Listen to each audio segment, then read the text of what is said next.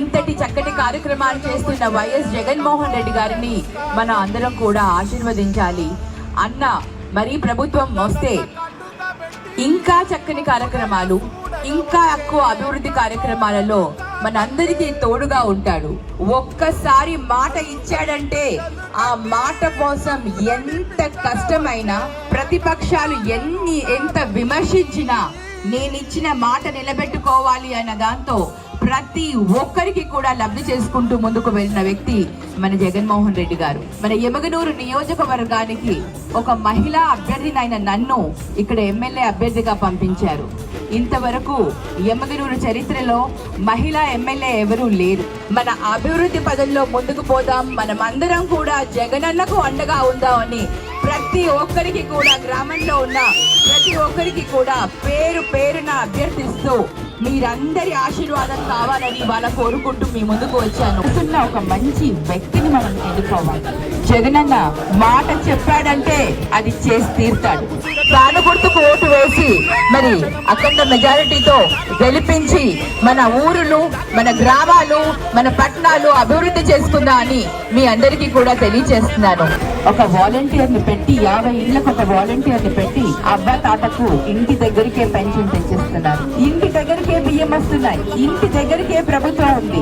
Health సెంటర్లు పెట్టారు, సచివాలయ వ్యవస్థను పెట్టారు. ఏదైనా పని ఉంటే ఇక్కడ మనకి ఎంఆర్ఓ ఆఫీస్ కో, తర్వాత కర్నూలుకో పోవాల్సిన పని లేదు. మన ఊర్లోనే సచివాలయం ఉంటుంది. ఆ సచివాలయంలో ఉన్న ఆఫీసర్లు మనకి పని చేసి పెడతారు. ఆ విధంగా జగనన్న ప్రతి ఒక్కరి గురించి ఆలోచించి, ప్రతి ఒక్క పేదవాళ్ళ గురించి ఆలోచించి, ప్రతి ఒక్కరు కూడా, మహిళలు అందరూ కూడా ఆర్థికంగా మీరు బలోపేతమైతే మీ కుటుంబాలు సంతోషంగా ఉంటాయని, మీ కుటుంబాలు సంతోషంగా ఉంటే గ్రామం కూడా అభివృద్ధి చెందుతుంది అని, మహిళలైన మీకు ఆర్థికంగా బలోపేతం చేయాలని మీ అందరికీ కూడా అకౌంట్స్ లో డబ్బులు వేస్తున్నారు.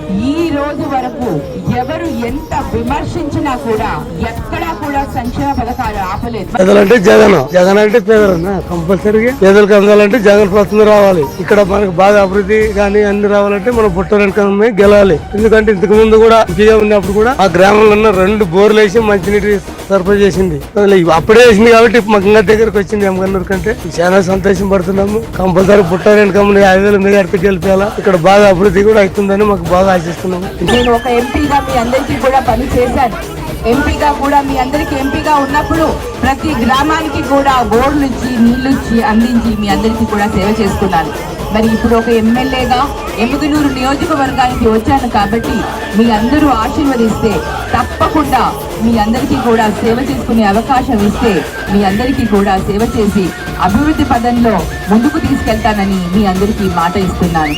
ఈసారి నా ఓటు బుట్టారెనకమ్మకి. మన నియోజకవర్గంలో ఎవరు వస్తారు అనుకుంటున్నారు? బుట్టారెనకమ్మ వస్తున్నారు.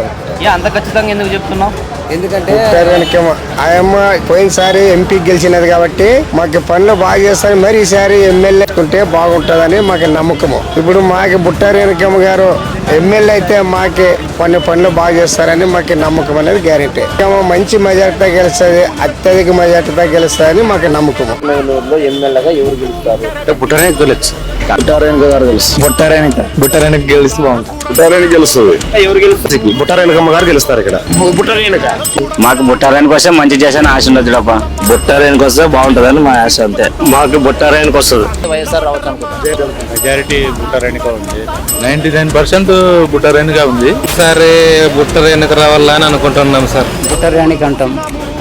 కొత్త నిలబడింది, ఆమె తప్పకుండా గెలుస్తుంది. బుట్టారెనకమ్మ గెలుస్తారు సార్. బుట్టారెనకమ్మ గెలుస్తారు. బుట్టారాయనికి అవకాశం ఎక్కువ ఉందండి. ఇచ్చేది బుట్టారెనకకి జగన్ గెలిపించుకోవాలని మా ఆశ.